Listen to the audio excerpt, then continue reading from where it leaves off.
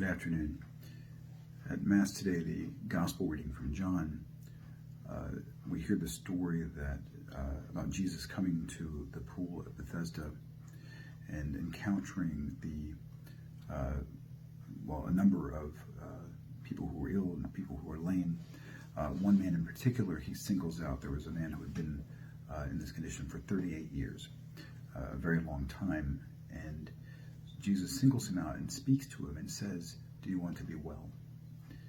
And the man responds not yes or no, but simply says that when the waters are stirred, he has no one to help carry him down there. There's no one to help him get to the water so that he can receive the healing, so that someone always gets there first.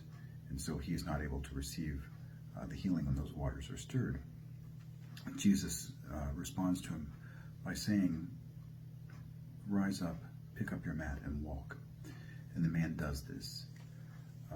A couple of interesting things in that very short passage. Number one, the fact that the man doesn't respond yes or no. Oddly enough, he gives Jesus an excuse. He gives him an excuse for why he's in this condition, not anything that he owns personally, but it's external. He's saying, "I'm not able to get healed because no one will help me." It's almost as if he's created in his mind an excuse for just accepting the state that he's in, just for being okay with it because, no, this is life, this is what I'm dealing with. Jesus isn't having any of that. He simply tells him, "Rise up, pick up your mat, and walk." And the man does that without any argument, at least none that we hear recorded in that gospel. So whether it was through the authority in Jesus' voice, or if he physically felt the healing within him as Jesus spoke to him, the man complies. He picks up his mat, he walks, and along the way he stopped, he's questioned, and he says that this man came and healed me, told me to pick up my mat and walk. He doesn't even know who Jesus is. He just knows that something miraculous had happened, but he doesn't know who the person is or what exactly has transpired. He does, however, recognize that the source is coming from God, because Jesus encounters him later at the temple. And when Jesus speaks to him, he reminds him, he's like, you're well now. He's like, don't sin anymore.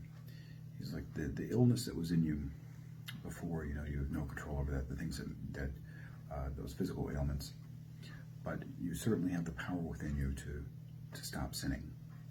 And Jesus encourages him to do exactly that, to go and live a good life. And it's the same invitation that he gives to all of us.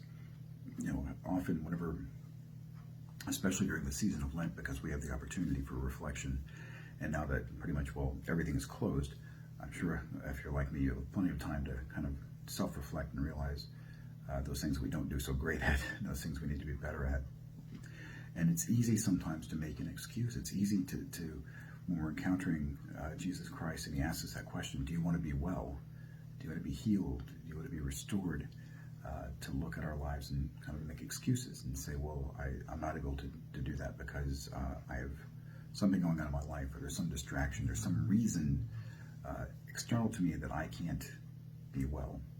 And Jesus, as with the crippled man, says to us, "Rise up, pick up your mat, and walk." Spiritually speaking, rise up, pick up your mat, and walk. Encouraging us to break out of that way of thinking where we can just kind of settle for whatever brokenness we're dealing with inside, and just be like, this is just what I've been dealt with, so I'm going to deal with it. And he reminds us that through him there's so much more, that through that trusting in him, through relying on his grace, his love, and his mercy, we can experience that that spiritual healing that allows us in our hearts and our souls to rise up and walk. That invitation, as always, that he gives to us to come to him, to rise up, to pick up our mat, to walk in his light and his love. Just a quick word before I sign off here. I hope that all of you are doing well. I hope this finds you in good health and good spirits. I know it's been probably very challenging, as it has been for me here, not having the interaction with one another, not not having the faithful here for masses, it has been well, a bit sad. Just to pray by yourself. It's always good to come and celebrate and to worship the Lord together. But please know, with my prayers for all of you, know that the staff here is praying for you, that the staff continues to work hard, even though the office is closed. We do have a few essential personnel that have come in. Elizabeth, the parish secretary, is here. She's getting the bulletins out, and she's still working to make sure that our flock notes and Facebook and all those things, she's doing a great job in keeping those updated so that our parishioners can remain connected to us. Jim McDonald, our business manager, is still here, making sure that our bills are getting paid so the lights stay on and that we can keep the doors open to the church so that people can come in and pray. Chet, our maintenance man, is ensuring that the spaces are clean, that they're being disinfected regularly so that people can come in and pray in a safe environment.